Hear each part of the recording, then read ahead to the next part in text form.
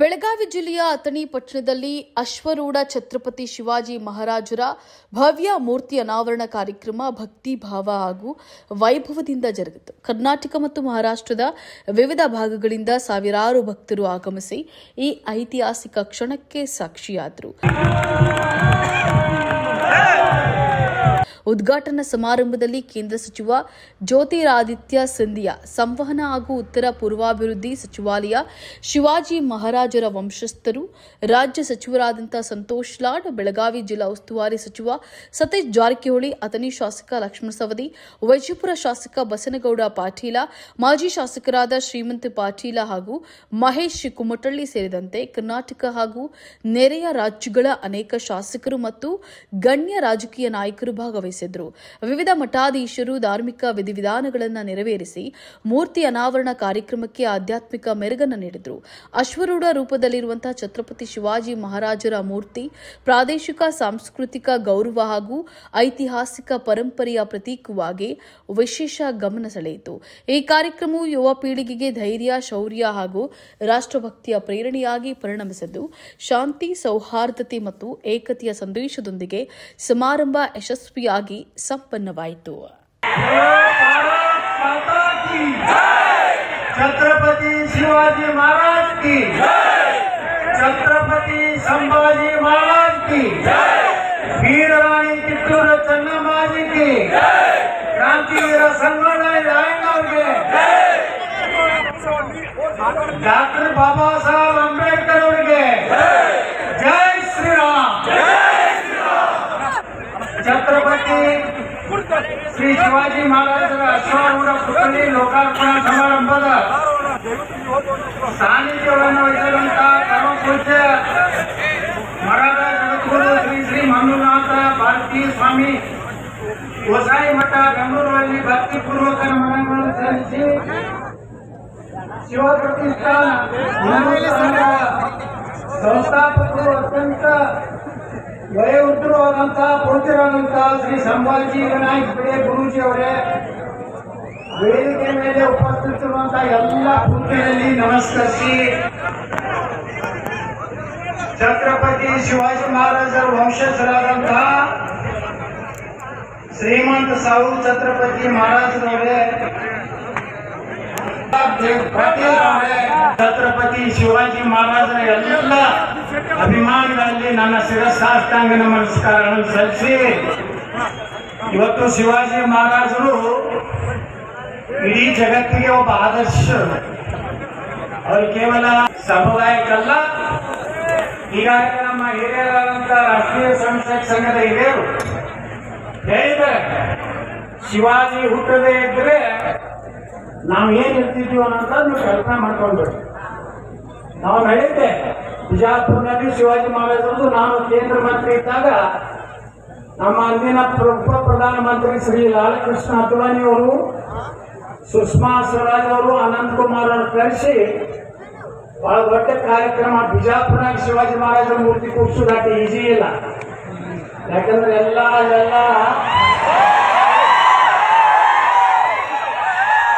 Pakistan made ಬಾಳದವ. ಹೀಗಾಗಿ ಬಿಜಾಪುರದ ಶಿವಾಜಿ ಮಹಾರಾಜರ ಮೂರ್ತಿಗೆ ನಮ್ಮ ಲಾಲಕೃಷ್ಣ ಅದ್ವಾನಿ ಎಷ್ಟು ಖುಷಿಯಿಂದ ಒಪ್ಕೊಂಡ್ರೆ, ಬಿಜಾಪುರನಾಗ ಶಿವಾಜಿ ಮಹಾರಾಜರ ಮೂರ್ತಿ ಕೂರಿಸೋದಂದ್ರೇನು? ಯಾವ ಶಿವಾಜಿ ಮಹಾರಾಜರು ಬಿಜಾಪುರ್ನಲ್ಲಿ ಆದಿಲ್ ಶಾಹಿಗೆ ಏನಿಗೆ ಹೊಡಿತಿದಲ್ಲ ಅದೇನು ಹೊಡಿದ್ರು, ಶಹಾಜಿ ರಾಜ ತಂದೆ ಹೊಡಿ ಅಂದ್ರೆ ನಾಯಿ ಹೊಡಿದ್ರು, ಇಂಡಿಯಾ ಹೊಡಿದ ಹೊಂಟಿದ್ರು ಶಿವಾಜಿ ಮಹಾರಾಜ್ ಬಿಜಾಪುರ್ನಾಗ. ಅಲ್ಲೊಂದು ಮುಳ್ಳರ ಸೇತು ಐತಿ, ಒಬ್ಬ ಕಟಕರು ಆಟ ಕಡಿಲಾಕತ್ತಿದ್ದ. ಅದನ್ನು ನೋಡ್ಲಾರ್ದನೆ ತಾಳಲಾರ್ದನೆ ಶಿವಾಜಿ ಮಹಾರಾಜರು ಅವ್ರ ಕೈಯನ್ನು ತಗೊಂಡು ಅವ್ರ ಹುಡುಗನೇ ಕತ್ತರಿಸೋದಂತ ಇತಿಹಾಸ ಬಿಜಾಪುರದಿದೆ. ಇಂಥ ದೇಶ ದ್ರೋಹಿಗಳನ್ನ ಉಂಡ ಕತ್ತರಿಸುವಂತ ಕೆಲಸ 2028 ನಾವೆಲ್ಲ ಕೂಡಿ ಮಾಡಬೇಕಾಗಿತ್ತು. ಶಿವಾಜಿ ಮಹಾರಾಜರು ಶಹಾಜಿ ರಾಜೇ ಏನ್ ಸಹಜರಾಜವರು ಕುದುರೆ ಮ್ಯಾಗ ಹೋಗುವಾಗ ಚನ್ನಗಿರಿ ಬಲ್ಲಿ ಕುದುರೆ ಎಡಿ ಬಿಟ್ಟು ಅಲ್ಲಿ ಅವರ ಅಂತ್ಯ ಆಯ್ತು. ಅವಾಗ ಸಹಜಿ ರಾಜಾರ್ ಬಿಟ್ಟು ನೋಡಿ ಕರ್ನಾಟಕದಾಗ ನಮ್ಮ ಕೆಲವೊಂದು ಅದಾವ ಕನ್ನಡ ಪ್ರೇಮಿಗಳ ತರ. ಶಿವಾಜಿ ಮಹಾರಾಜರು ಮಹಾರಾಷ್ಟ್ರದತ್ತ ಅದಕ್ಕೆ ಅವ್ರದೇ ಪೂಜೆ ಮಾಡ್ತಾರೆ. ಮತ್ತೆ ಬಾಬಾ ಸಾಹೇಬ್ ಅಂಬೇಡ್ಕರ್ ಎಲ್ಲವರಪ್ಪ ಮಹಾರಾಷ್ಟ್ರದ. ಸ್ವಾತಂತ್ರ್ಯ ವೀರ ಸಾವರ್ಕರ್ ಎಲ್ಲಿಯವರು, ಗಾಂಧಿ ಎಲ್ಲಿಯವರು ಗುಜರಾತ. ಸರ್ದಾರ್ ವಲ್ಲಭಭಾಯ್ ಪಟೇಲ್ ದೇಶ ಕೂಡಿಸಿದವರು ಯಾರು? 565 ಮಂದಿ ಮಹಾರಾಜರಿದ್ರು. ತೆಲಿಗೊಂಡು ಮಾತಾಡ್ತಿದ್ವಿ ಮಹಾರಾಜರು. ಇದನ್ನು ಕುಂದಿ ಚಂಡ್ ಹಿಡಿದು ಕೂಡಿಸೋದ್ರ ಯಾರಪ್ಪ ಅಂದ್ರೆ ಸರ್ದಾರ್ ವಲ್ಲಭಭಾಯ್ ಪಟೇಲ್. ಅವ್ರು ಯಾರು? ಗುಜರಾತದವರು. ಅವ್ರಿಗೆ ಹೇಳಿದ್ರೆ ವಿಧಾನಸಭೆ ಚರ್ಚೆ ನಡೀತು. ಮರಾಠ ನಿಗಮ ಆಗ್ಬೇಕು ಅಂತೇಳಿ ಚರ್ಚೆ ನಡೀತು. ನಾನು ಅದನ್ನ ಕಾಲಿಂಗ್ ಅಟೆನ್ಷನ್ ಹಾಕಿದ್ದೆ. ಅವಾಗ ನಾನು ಬಸವರಾಜ ಬೊಮ್ಮಾಯಿ ಕರೆದು ಒಳಗಿದೆ ಬೆಳಗಾವಿ ಅಧಿವೇಶನದಾಗೆ ಗೌಡ್ರ ಮತ್ತೆ ಹಿಂಗ ನೀವು ಶಿವಾಜಿ ಮಹಾರಾಜ ಬರೋದಲ್ಲ ನಾ ಹೇಳ್ದೆ ಮಾತಾಡ್ತೀನಿ, ಅದಕ್ಕೇನು ಅಂಜಿಕೆ ಅಲ್ಲ. ಇಲ್ಲ, ಆ ನಿಗಮ ಮಂಡಳಿ ನಾವು ಮಾಡಬೇಕಾಗಿತ್ತು. ಅದು ಬರೀ ಎಲ್ಲರಿಗೂ ಬೋಗಸ್ ಬಿದ್ದು ಚಳ್ಕೋತ ಬಂದ್ವಿ ನಾವು. ಆದ್ರೆ ಇದು ಒಳ್ಳೆ ಇಶ್ಯೂ ಐತಿ. ನಾ ಇದ್ದಾಗ ನೀವು ಅದನ್ನ ಪ್ರಸ್ತಾಪ ಮಾಡಿದ್ರೆ ಅಂದ್ರೆ ಬೊಮ್ಮಾಯಿ. ಪಾಪ ಬೊಮ್ಮಾಯಿ ಅವ್ರದ್ದು ಅವತ್ತು ಇರಲಿಲ್ಲ. ನಾ ಹೇಳಿದ್ದೆ ನಮ್ಗೆ ಮರಾಠಿ ಭಾಷೆಯನ್ನ ನೀವು ವಿರೋಧ ಮಾಡ್ತೀರಿ, ಮತ್ತು ಉರ್ದು ಭಾಷೆಯನ್ನ ಹಲಕಿಸಿದ್ರೆ ಎಲ್ಲರಿಗೂ ಅದೇ ಹಿಂದೂಸ್ತಾನ ಉರ್ದು ಭಾಷೆ. ಯಾರಿಗೆ ಮರಾಠಿ ಭಾಷೆಯನ್ನ ನೀವು ವಿರೋಧ ಮಾಡುವಂತ ಗಮ್ಮ ತಾಕತ್ತಿದ್ರ ಈ ರೆಲ್ಯುಟೇಷನ್ ಬರ್ದಾರಲ್ಲ ಉರ್ದು ಒಳಗ ಅದನ್ನೆಲ್ಲ ತೆಗೆಯುವಂತದ್ದು ಇದ್ರೆ ನಿಮ್ಮ ಅಪ್ಪ ಹುಟ್ಟಿದ್ರೆ ತೆಗಿತೀವಿ. ಮರಾಠ ಸಮಾಜವನ್ನ ಕರ್ನಾಟಕದಲ್ಲಿ ಇವತ್ತು ಯೂಸ್ ಅಂಡ್ ಥ್ರೋ ಮಾಡ್ಕೊಂಡವ್ರು ನಮ್ಮವ್ರು. ನಿಮ್ಮವ್ರಲ್ಲ ಸಂತೋಷ. ಆಮೇಲೆ ಮೋದಿಯರೇ ಆಗ್ಯಾರ, ಆಮೇಲೆ ಆಡರೇ ಆಗ್ಯಾರ. ಯಾರಿಗಾರು ಮಾಡ್ಕೊತಿದ್ರಿ ನಮ್ಮವರು ಹತ್ಕೊಂಡು ಕೇಸರಿ ಬರಲ್ಲ ಹತ್ಕೊಂಡು ಯಾರೋ ಮಮತಾಜ್ ಕಾರಣ ಮಾಡಿದ್ರು ನಮ್ಮವರು.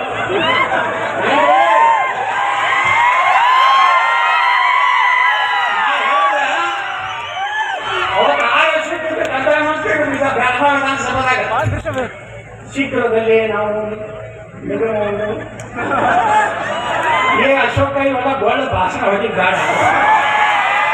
ಯಾವಾಗ ಮಾಡ್ತೀವಿ ಹೇಳು, ಒಂದು MLC ಯಾವಾಗ ಮಾಡ್ತೀವಿ ಹೇಳು, ಮೂರ್ತ ಕಟ್ಟಿ ಹೇಳ್ಬೇಡ ಅಂತ ಯತ್ನಾಡು ಹೇಳೋದು ಬಹಳ ಸತ್ಯ ಇದೆ.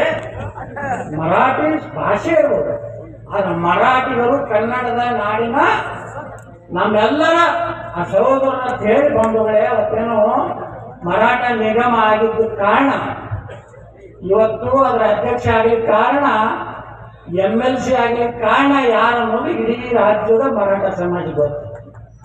ಅದಕ್ಕೆ ನಮ್ಮ ಮೊಳೆಯವರು ಮೊದಲವರು ಅಧ್ಯಕ್ಷ ಆದ್ಮ್ಯಾಗ ಫಸ್ಟ್ ನನಗೆ ಫೋನ್ ಮಾಡಿದ್ರು, ಯತ್ನಾಡ್ರೆ ನೀವು ಮಾತಾಡಿದ್ರಿಂದ ನಾ ಅಧ್ಯಕ್ಷ ಆದ, ಇವತ್ತು MLC ಆದ. ಯಾಕೆ ಬಿಡೆ ಹಾಕಿರ್ಬೇಕು, ಇಲ್ಲ ನೀವೇನ್ ಮಾಡಕ್ಕದ ನನಗೆ ಹೊರಗೆ ಹೊರಗೆ ಹಾಕ್ತಾರೆ 6 ವರ್ಷ. ಮತ್ತೆ ಇಲೆಕ್ಷನ್ 6 ತಿಂಗಳಿದ್ದಾಗ ಯತ್ನಾಳ್ ಎಲ್ಲಿ ಅಂದ್ರೆ ಕಾಣೆ ಯತ್ನಾಳ್ ಭಾಷಣ ಕಮ್ಮಿ ಹಾಕಿದ್ರಿ ಉಂಟು. ಈ ಸಲ ಪಕ್ಷಕ್ಕೆ ಭಾಷಣ ಮಾಡೋದಿಲ್ಲ ಲಕ್ಷ್ಮಣನ. ನಂಬರ್ 1 ಇದ್ರೆ ಹೋಗ್ತೀನಿ, JCB ಚಾಲು ಮಾಡ್ತೀನಿ.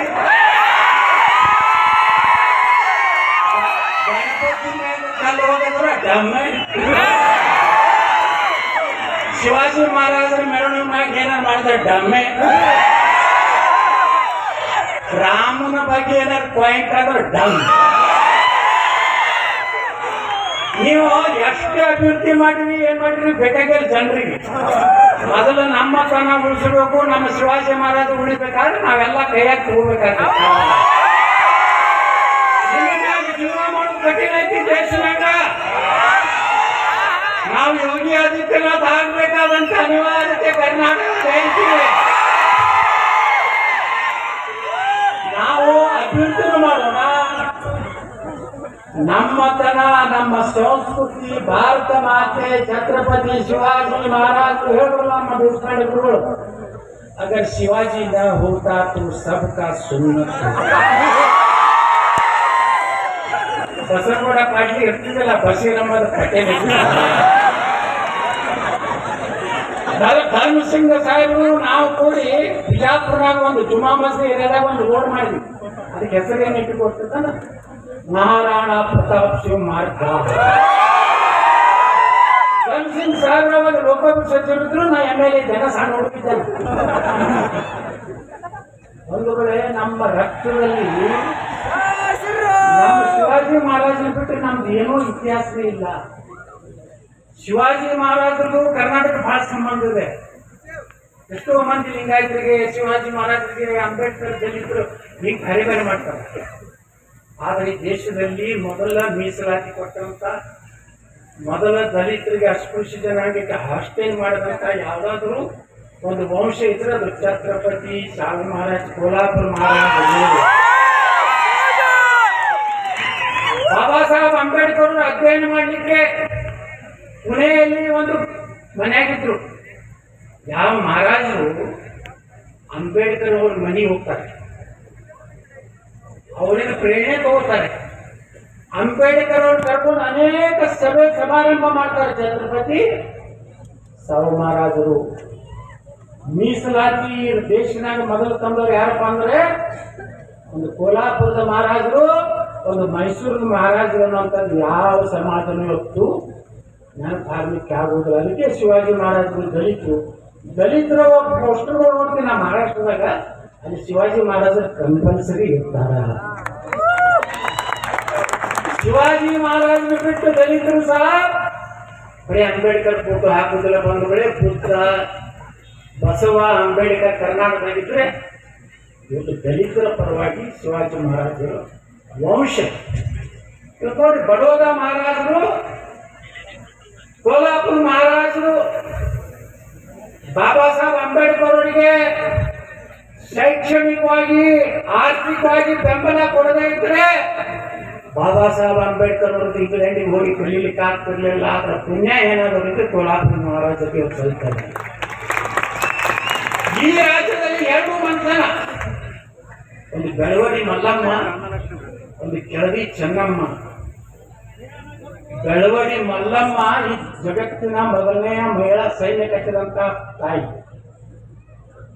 ಮಹಾರಾಜರು ಛತ್ರಪತಿ ಶಿವಾಜಿ ಮಹಾರಾಜರು ಆ ಕಡೆ ಮದ್ರಾಸ್ ಕಡೆಯಿಂದ ಯುದ್ಧ ಗೆದ್ಕೊಂಡು ವಾಪಸ್ ಬರುವಾಗ ಅವಾಗೆಲ್ಲ ಮುಂದೆ ಹೋಗಿ ತಂಬು ಆಗಿ ಹೊಡಿತಿದ್ರಲ್ಲ. ಪ್ರತಿಷ್ಠಾನದ ಎಲ್ಲ ಸದಸ್ಯರಿಗೆ ಹೃದಯ ತುಂಬಿರ್ತಕ್ಕಂಥ ಅಭಿನಂದನೆಗಳನ್ನ ಈ ಸಂದರ್ಭದಲ್ಲಿ ನಾನು ಹೇಳಲಿಕ್ಕೆ ಬಯಸ್ತೇನೆ. ಈ ಭಾಗದ ಜನರ ಆಶಯ ಆಗಿತ್ತು, ಛತ್ರಪತಿ ಶಿವಾಜಿ ಮಹಾರಾಜರ ಮೂರ್ತಿ ಸ್ಥಾಪನೆ ಆಗಬೇಕು.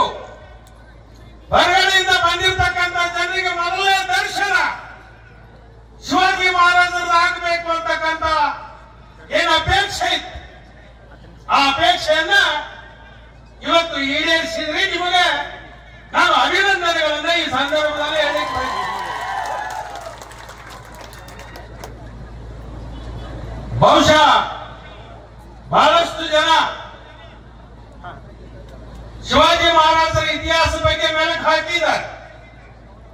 ಇನ್ನೂ ಅನೇಕರು ಮಾತಾಡ್ತಕ್ಕಂಥ ಪ್ರಸಂಗ ಇದೆ. ಆದ್ರೆ ಒಂದು ಮಾತನ್ನ ಇಲ್ಲಿ ನಾನು ಹೇಳಲಿಕ್ಕೆ ಬಯಸ್ತೇನೆ. ನಾನೊಬ್ಬ ಶಿವಾಜಿ ಮಹಾರಾಜರ